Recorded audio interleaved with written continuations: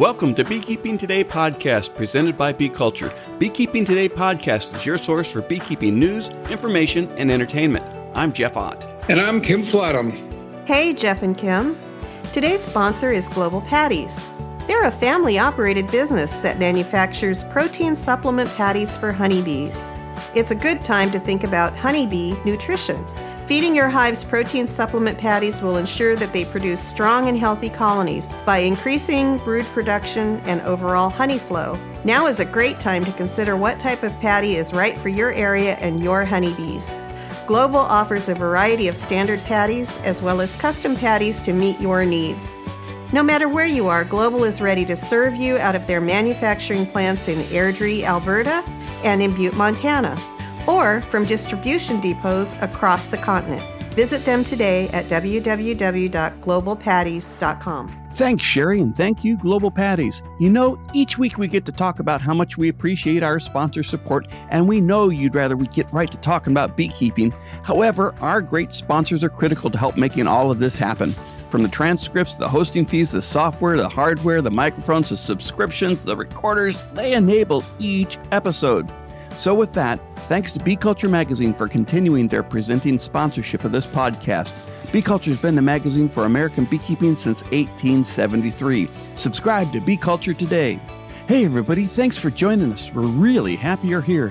Before we get started, just a quick reminder to subscribe or follow Beekeeping Today podcast and give us a 5-star rating. It really does help. Also, we are now adding complete transcripts of each episode on the website after the show notes. Check them out. You can also leave questions and comments online under each show. You can leave a comment, ask a question, reply to a question, ours or our listeners. Click on Leave a Comment at the top of the episode's show notes to join the discussion. Have you listened to an episode and thought, that person sounds really interesting, and I'd like to know more about them? Well, now you can. Each episode links to a guest profile. Each profile has a guest photo, bio, contact information, including Instagram and Twitter details if they have them. Check it out. And finally, share the podcast with your beekeeping friends, email them links, or mention it at your next beekeeper meeting. Hey, everybody. Thanks again for joining us this week of winter solstice. You know, I set my sights on winter solstice from about November on because on the shortest day of the year, I know we've turned the corner and spring is on its way. Each day I check my bees this time of year, I look to see how many more bees are laying outside the hive entrance. Are there more? To me, more means that there is, or maybe, life inside. It's a sign of hope. If there are the same number of bees or less, perhaps the landing board has been wiped clean due to wind or rain, or perhaps the colony is dead. Of course, I can always pop the lid and check, but I don't like to do that, at least not right away. I want to give the colony a chance to come around before I pop the propolis seals and risk exposing the colony to the cold and elements. After the visual inspection, I will go inside to the computer and check the online sensor readings. But even that is not foolproof. However, it is a better indicator of what's going on inside the hive than the number of bees out front. If the sensors in the hive are reporting the same temperature as the outside air temperature, the colony is most likely dead or the cluster is too small to survive much more of the winter. On the other hand, if the temperature inside the hive is higher than the ambient air temperature, the colony is alive, at least for now, and I can keep an eye on them and do all the things I need to do to see them through to spring. It's just one step at a time. Getting past the winter solstice is just one of many to come. Would you pitch your beekeeper business and marketing skills against other business people in an online series such as the popular TV show Shark Tank? Our guest this week, beekeeper Chris Bush, did. He went up against 49 other contestants, all of whom were offering all sorts of products and services. From the high-tech and well-funded startup looking for another investment of millions to the one-person Etsy startup. How did he do? Stay tuned to hear his story, but first, Kim has a review of a book by beekeeper Dave Atherton titled Wax Extracting for the Backyard Beekeeper, available from Northern Bee Books. And before we get to that, I just want to say, Kim and I hope you and your families have an enjoyable holiday season with all your friends and family. Okay, Kim, tell us about that book. A long time ago, I used to capture older beeswax from frames, scrapings, and the like, and melt it down in a solar wax melter. I got the melter from a dealer now long gone, and it was as inexpensive as it was inefficient. It was a simple wooden box about a foot deep with a simple sheet of framed plexiglass that covered and enclosed the box. Inside, there was a slanted sheet metal bottom, so one end was near the very top of the box, and the other end was near the bottom. The sheet was as wide as the interior of the box and about 3/4 as long as the box, and set off the top about 6 to 8 inches. And it was cut so that anything running from the top to the bottom would be funneled toward the center bottom of the sheet, where a metal ridge captured most of the waste. So when frames were laid on the metal sheet, the wax would melt due to the enclosed space warming quite a bit due to being exposed to the sun and in an enclosed space. Melted wax ran down the sheet bottom and could be collected in an open pan sitting at the very bottom of the box. When done, wax still covered the sheet, and the warmed waste had to be removed, which, if you were on top of things, you did even before you removed the pan with the collected wax. One thing I never thought of doing was to pile the frames on the metal sheet. 2, 3, maybe 5 deep would have made life a lot simpler and faster. And if you take a look at catalogs today, basically that's what's being sold. The same sort of wax melter, maybe stainless steel, but probably wood.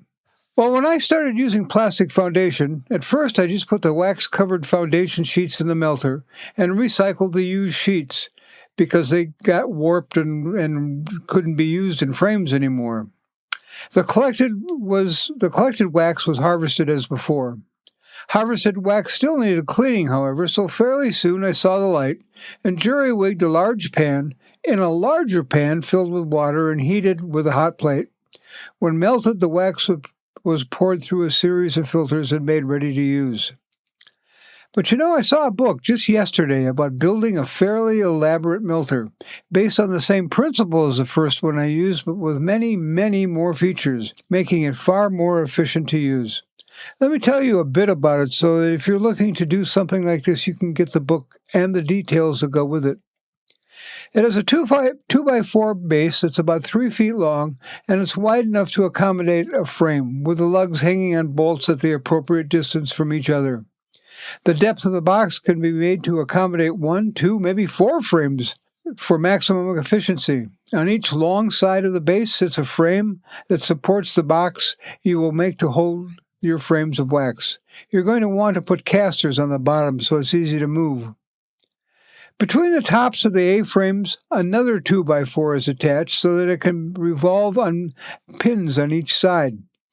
The box you will make is attached to this 2x4 such that you can change the angle of the surface of the glass so maximum sunlight can be used all day long. Straight up, early in the morning, flat, straight up, looking at the sun at noon. The bottom of the box is covered with a sheet of metal that covers the space where the frames hang, leaving the bottom uncovered because you will place your collection pan there. Except he doesn't use a pan. He used a plastic soda bottle with the top cut off at the shoulder. The wax is funneled down the sheet, then steered toward the funnel opening that's covered with a filter, and clean wax runs into the bottle. The glass top is a single sheet of glass, or maybe plexiglass, cut to the size and held in place with wooden supports. The trick is it has to be tight, so using some sort of sealant is necessary. There's all manner of other tricks he uses to make wax melting simple, efficient, and easy. For a small operation like mine, this is perfect. Now all I have to do is find someone who can make it for me, and I'm accepting bids as we speak. The book, Wax Extracting for the Backyard Beekeeper, who, as we all know, is featured in a book I'm particularly fond of, is written by Dave Atherton, published by Northern Bee Books. It costs you $6 from Amazon if they still have any, but about $10 from Northern Bee Books. It's only 35 pages long, which is, for all things considered, it's a chapter in most beekeeping how-to books. And there's lots and lots of photos. You got wax? Here's a good way to deal with it. Hey, beekeepers! Many times during the year, honeybees encounter scarcity of floral sources. As good beekeepers, we feed our bees artificial diets of protein and carbohydrates to keep them going during those stressful times. What is missing, though, are key components. The good microbes necessary for a bee to digest the food and convert it into metabolic energy. Only Super DFM honeybee by strong microbials can provide the necessary microbes to optimally convert the artificial diet into energy necessary for improving longevity, reproduction, immunity, and much more. Super DFM honeybee is an all-natural probiotic supplement for your honeybees. Find it at strongmicrobials.com or at fine bee supply stores everywhere. And while you're on the Strong Microbial site, make sure you click on and subscribe to The Hive, the regular newsletter full of interesting beekeeping facts and product updates. Hey everybody, welcome back to the show. Sitting across the virtual Zoom table right now is Chris Bush, a beekeeper from Northeast Ohio and also star of the online TV show Beta Blocks. And we'll get into that more. Chris, welcome to the show.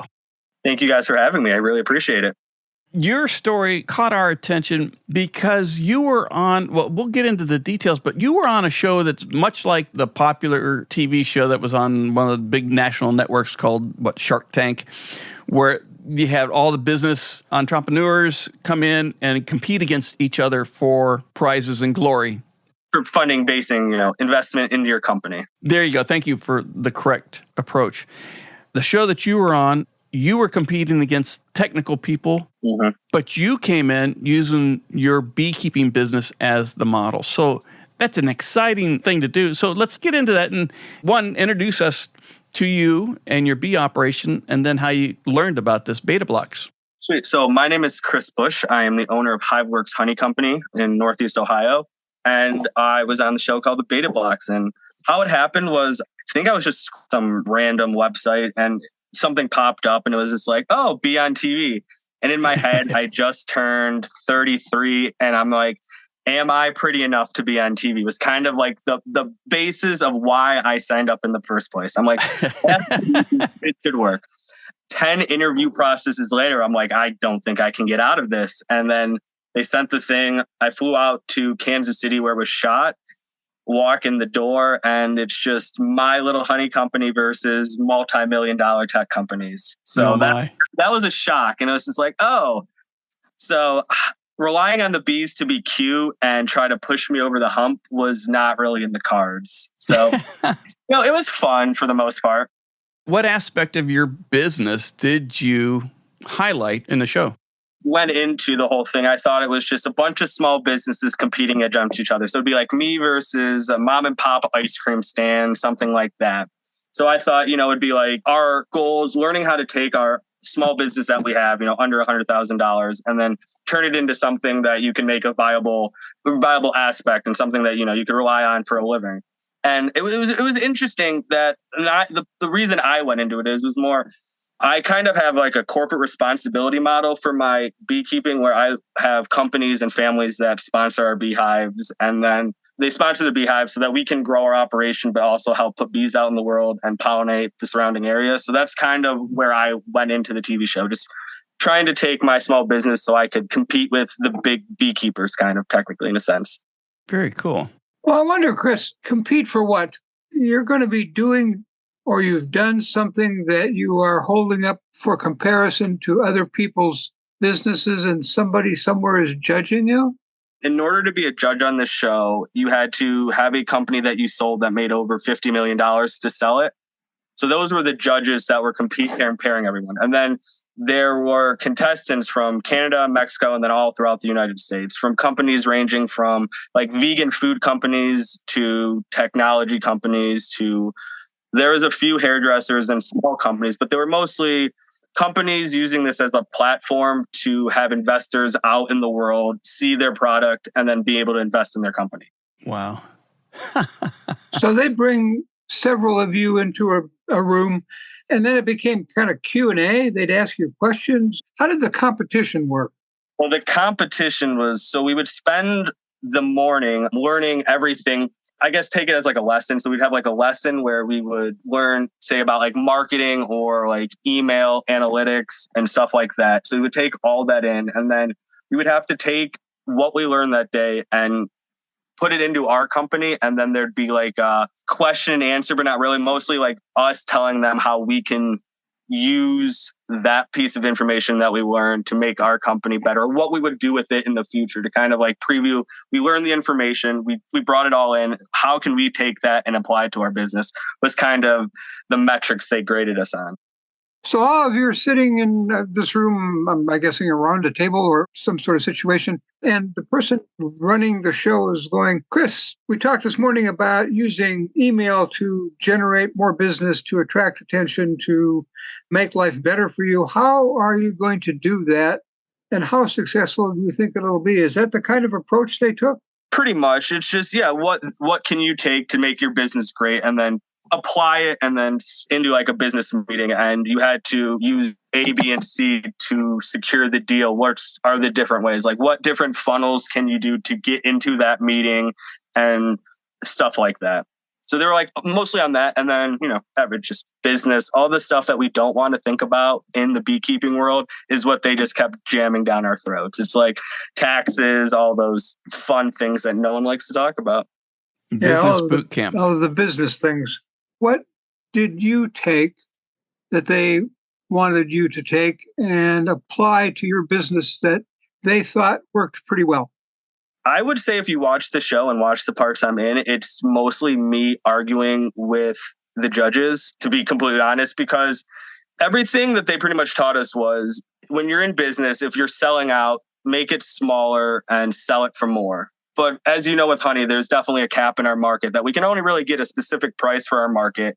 We can't take out giant investments because bees might die in the winter. And if I take out a $100,000 loan, all the bees die, I'm screwed and there's no possible way for me to do that.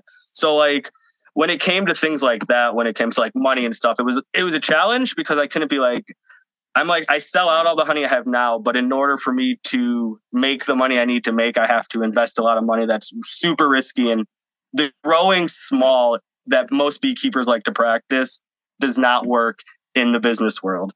Well, yeah, in the high-tech business roller, you're not sending spaceships to the stars, I guess.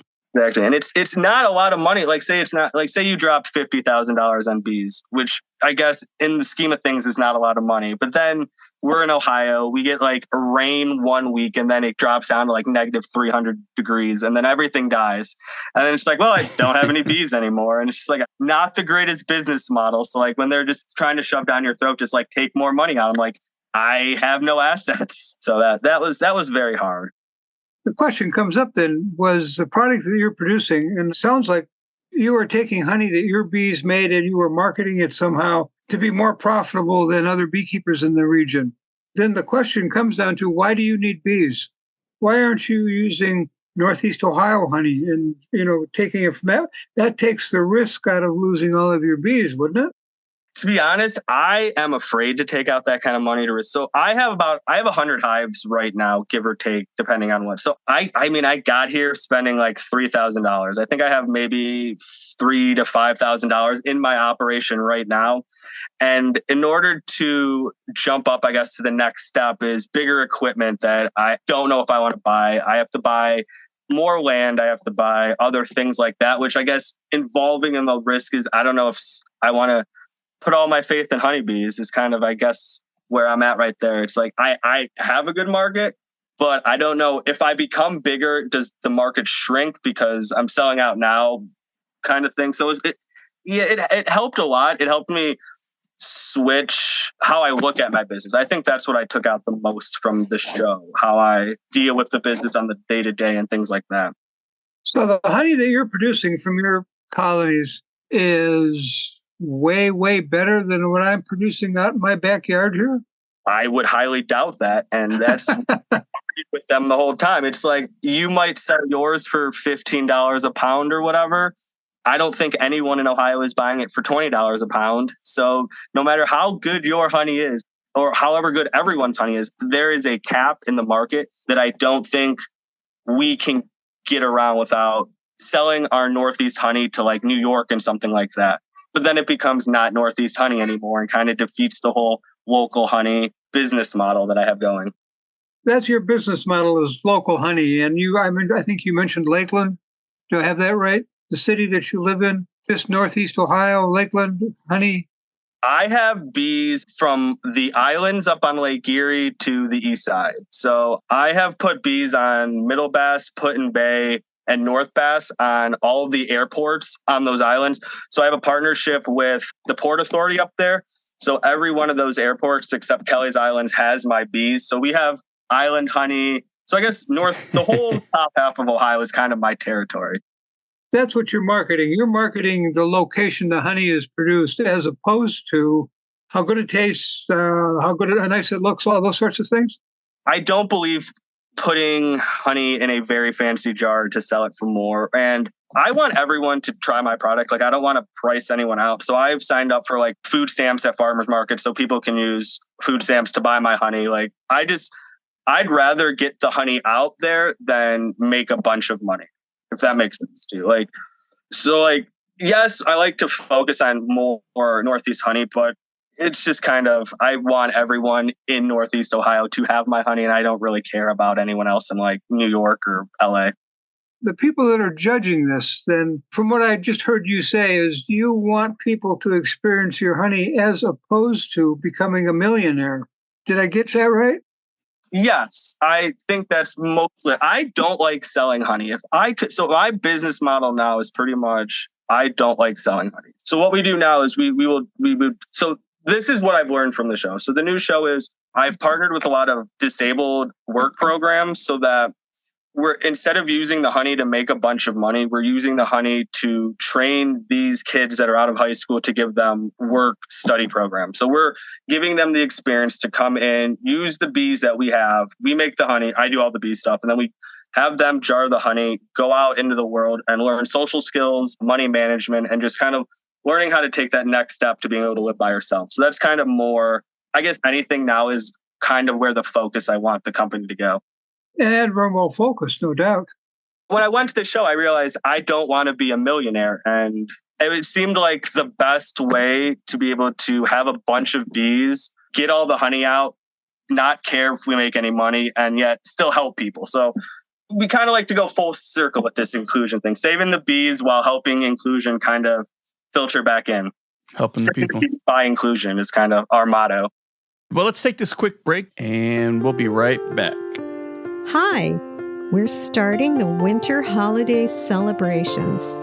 Nothing is better for a stocking stuffer, hostess gift, or party favor than honey, homemade hand cream, candles, or lip balm. If you want to learn how to craft these or other products of the hive, such as beeswax, you can visit betterbee.com for tips, tricks, and products made by love, by you and your honeybees. So from all of us at Better Bee, we wish you wonderful winter holidays and terrific celebrations. Welcome back, everybody. We've been talking with Chris Bush. He is the star of Building Blocks as a competitor. So you went to Kansas City. Did you take product with you, or did you just take your business plan, your business approach with you? I took honey, pollen. I accidentally took a bunch of big jars that got taken by TSA. I don't know if it was because they wanted it or if it's because it was close. It was close to the line and they took like half the jars I brought. So they probably had but yeah, I took some stuff. I went into this thing to learn. I've always worked for other people. I've never worked for myself. So I really don't know the ins and outs of running a business. It's kind of my main reason for going to the show. You produce primarily honey, liquid honey? Honey, and then with the island, since there's no one else out there, we're focusing on queen breeding out there. Just kind of working on genetics and trying to help, knock down that problem. That's a real good area to do that, I would think, out in the islands. Yeah, it's like 5 miles offshore, and there's on North Bass, there is one old man that lives there. He's lived there for like 70 years, and that is the only human inhabitants there. And there's also no bees. So it's perfect secluded breeding area for myself. So it's a great get. Yeah, real good. And it must be fun taking the bees, a truckload of bees across on the ferry, or how do you do that? Them, yes, they went on the ferry. I actually stuffed them in my car because obviously bees flying. I didn't want the bees flying around on the ferry, which was, you just have like a bunch of people standing around. But on North Bass, I had to buy a boat. I didn't have to buy a boat, but I wanted to buy a boat. There's no dock there, so we have to dock the boat, put the bees on a canoe, and then paddle them to shore, and then take them to the apiary. So it's extreme beekeeping, to say the least. I hope you have an Instagram account and we could follow that journey sometime. That would be fun. Yeah, it's definitely. It's pretty fun. So I decided to take this winter and try to get my pilot's license to make it just a little easier for myself. Good luck with that. Flying into North Bass Island would be fun too. Beekeeping has let me have so many fun projects, like buying boats and random stuff. It's like, if I can do this, why not? Put bees in places you want to spend time with, and then you get to go there all the time. Well, lots of us do that, that's for sure. Pick up a bee yard that you want to be in, and the bees are there too, but it's the bee yard. Mm-hmm. Well, Chris, the question comes up. The people that you were, I guess, competing with or dealing with on that level, about how many were there and what kinds of business models were they trying to foster on the judges? So I would say there was roughly 50 contestants. And then I would put 40% of them have already made multi-millions of dollars in their business. I'd put probably 30% kind of in that about to take off startup phase that they've made under $1 million, but I think they're more into that they want to sell their company. And then you have, I guess the rest of the 30% would be people like me, beekeepers, your actual startups, people that have made under $500,000, stuff like that. So like an example of some of the companies. So one of the guys there, he owns a vegan chicken company where they make fake chicken. I think he's already made $20 million. He's in every Whole Foods around America. He's doing his thing. There was a lot of trucking companies that own multiple trucking depots around America. Just, your basic young millionaires trying to make it type thing. Building developers, website designers. And then you have some interesting ones like a death doula. So this one was a death doula. So instead of being born, they sat next to you while you died. That's an interesting company. And then just a bunch of there was a couple weird things that had to do with death, like virtual reality. So you could walk in your grandparents' house after they died, if that was something you wanted to do, and then interact with your grandparents. To me, it's a little weird, but to each its own. But yeah, those were the kind of companies that were there. You have your giant and every national chain you could think of, and then you just have your people like me who I'm in a couple grocery stores and, seeing where I can take this. The green room conversations must have been kind of fun, the off-camera discussions. I mean, both enlightening in terms of what you could learn from other people. The connections that were there were amazing. Since being there, I can get a billboard in Times Square for under $100 for 20 minutes, which is ridiculous. It's $1,000, $2,000. So it's just the marketing and stuff that like you said, it's better to know people than to know something. It's if you know someone that can do something, it's a lot easier to say, hey, I need your help, guys. Can you help me this? You pay less money, it's less heartache, and you just throw it out there. Oh, let me write that down. That's good advice, without a doubt. And I got to go back a half a step when you said it's all sorts of weird things. And then you take a look at the three of us sitting here, and we spend our days dealing with live stinging insects. So I probably do it with very little protection too. I like to beekeep in shorts and a t-shirt. I don't know what your guys is usually attire, but it's I can't be hot. I hate being hot. So it's just the less clothing I can wear, the better. I'll go back to what you said. It's not what you know, it's who you know. And you were able to experience that. It's more than just a saying now for you. Exactly.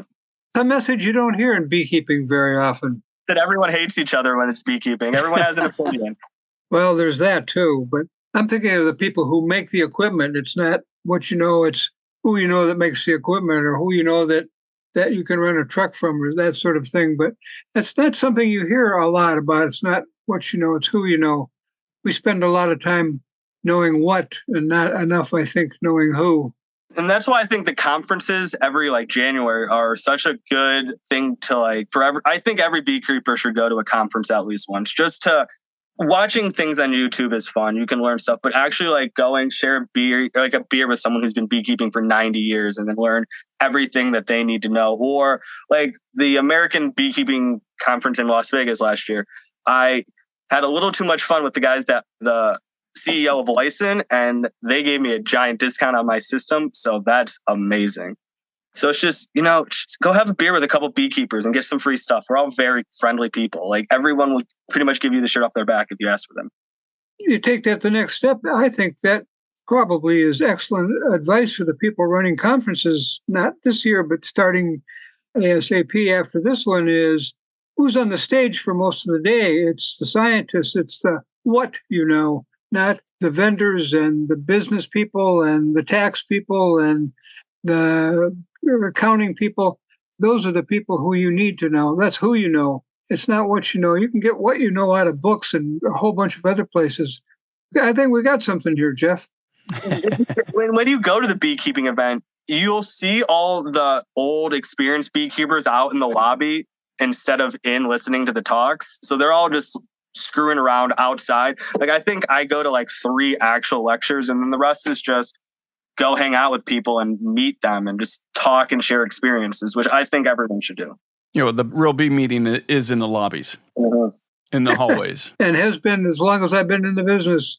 It's the best time to make deals too. Like if you need anything, those times are the best time to walk around, get deals, meet people. Because it's less of a online paper conversation. It's face to face. They understand you, you understand them. And then, it's what marketing is, selling yourself. I think some of these businesses that are listening to this, we hope are going to take some of this to task and start talking to those people running meetings next year and say, let's get the important information out there instead of the scientific information out there that can be gotten almost anywhere. Well, that goes back to what Cayman's doing with Hive Life and the popularity of his Hive Life conference. I think he's got the right model there at the right time. So he's got as many vendors there as almost as he does people, and that should be giving them a lot of information. What's important? We've talked about the show. We've talked about how you competed. So how did it end up? Can you tell us who won? Are you riding around in rolls now? No one thought that beekeeping was very investable. I will tell you that. I will tell you, out of 50 people, I came in 16th place, which is, I would say, is pretty good. That's respectable. Yeah. So, I mean, I didn't, my goal was to come in second to last. Like, as long as I didn't come in last place, I'd be perfectly fine. So I didn't come in last place. So that was good. But pretty much the top, I think I want to say the top 6 people top 6 places have pretty much, their companies have either got sold or invested millions of dollars in. So that's exactly what they came here for. And then I also kind of think the show was made so that the producers could just cherry pick what investments they wanted for their new portfolio, which makes sense. It's the same kind of thing what Cayman's doing. He wants you to come into the conference and buy a bunch of stuff, learn about bees, and he gets to make a little money off it and everyone wins. It's kind of like, it's the bee's knees of business. It's great. So scratch my back, I scratch yours kind of thing. But yeah, I mean, I would not recommend it. I will say that reality TV is not what I expected it to be. I don't like living with other people. I think if I was like 21, it would have been a great experience, but I have a family, I have a kid. It's just like, I don't want to sleep in a room with strangers for 10 days and kind of like deal with things. Not the fun thing. Oh, no. I got to audition on Big Brother while I was there. So it was, I guess I'm good for reality TV, but I talked with the wife. I think Big Brother is just how you get divorced. Like, if you want to get divorced, on a reality TV show where they just give you a bunch of alcohol and say, hey, guys, have fun. Doesn't seem like a fun thing. Hey, honey, I think this would be a great show. Oh, you don't think so? Okay. Short discussion. This could be done of drunk, single. Yeah, no, we're good. Yeah. Is that the one where they all sit in a hot tub when, no, I don't think that's a good one. Like they were in it and then COVID happened and they didn't find out COVID happened for like 3 months. Like they were inside and then it's like they told them like 3 months into the episode. So it's like, I don't know, it's not something I want to do. I mean, it sounds fun. You can make a ton of money, but it's like, it was like $50,000 just for signing up. But like, I don't know if that's worth it. So yeah. Take that one, but maybe next year, who knows? Well, Chris, is there anything that you want to tell us about your experience, your business, that we haven't asked you about yet? I think we're pretty good. If anyone knows anyone with a disability or special needs that wants to get out in the workplace, if you guys send me an email, that would be amazing. We can place them in, a paid internship, get them some job training, and something on the resume always helps everyone. I guess that's it. Just pass the word. We're always looking for people to come. Fantastic work, Chris. And we'll provide all your contact information in the show notes and the guest profile. And people can reach out to you if they want to learn more about your work with other beekeepers and your special projects and being on TV. Amazing. Chris, I think that wraps it up. I understood about half of what you said in terms of how this thing worked, but I understood very well what the takeaway message was here. And I hope that people listening also take the same message away. It's not what you know, it's who you know. That's a lot of marketing. Put the time into meeting people. Exactly. Shake hands, say hi. There you go. Well, thanks a lot, Chris. Thanks for joining us. Keep in touch. Thank you guys very much. Thanks, Chris. Nice meeting a successful Northeast Ohio beekeeper. One of the many. So are you going to sign up and be on a TV show, Kim? I think I'll stick to watching. I'm a lot better at that than our guest was here today. But it was an inside view of something that beekeeping doesn't get a lot of, and that's marketing information, but it's not how you design your label. It's what you do with it once it's designed and how you get it into the system and bring people in who want to also get it into the system. It was a much, much bigger picture than most beekeepers ever get. Mm-hmm. Competing against other business people trying to expand their business and being a beekeeper and keeping true to your product, that would be an interesting exploration because there are certain limitations, as there is with any agricultural pursuit. We're dependent on weather. We're dependent on habitat. We're dependent on the mites. Those are things that people who are building widgets and bots and whatnots don't have to contend with. Yeah, I think the two parts of the equation here, it's making honey and the other one is selling honey. And the making honey is going to be a lot more difficult and tied to the land, where selling honey, it's not what you know, it's who you know. Yeah. I'll be honest. That's why in Colorado, I went from selling at local farm markets and roadside stands to just taking my buckets of honey and settling them to the local processor. It was a lot easier and less time intrusive, but that's part of your business plan. How are you going to sell what you make? Yep. A good part of that business plan is know the people you're going to be selling to before you got jar 1 of honey. That's right. Otherwise, you have a buildup of jar 2 and 3 and 4 and a bucket of 2. Exactly right. There should be 4 people standing in line for that first jar. That's right. Well, that about wraps it up for this episode. Before we go, I want to encourage our listeners to rate us 5 stars on Apple Podcasts or wherever you download and stream the show. Your vote helps other beekeepers find us quicker. Even better, write a review and let other beekeepers looking for a new podcast know what you like. You can get there directly from our website by clicking on reviews along the top of any web page. As always, we thank Bee Culture, the magazine for American beekeeping, for their continued support of Beekeeping Today podcast. We want to thank our regular episode sponsor, Global Patties. Check them out at globalpatties.com. Thanks to Strong Microbials for their support of this podcast. Check out their probiotic line at strongmicrobials.com. We want to thank Better Bee for their longtime support. Check out all their great beekeeping supplies at betterbee.com. Thanks to Northern Bee Books for their support of Bee Books Old New with Kim Flodham. Check out all of their books at northernbeebooks.co.uk. And finally, and most importantly, we want to thank you, the Beekeeping Today podcast listener, for joining us on the show. Feel free to leave us comments and questions at Leave a Comment section under each episode on the website. We'd love to hear from you. Thanks a lot, everybody.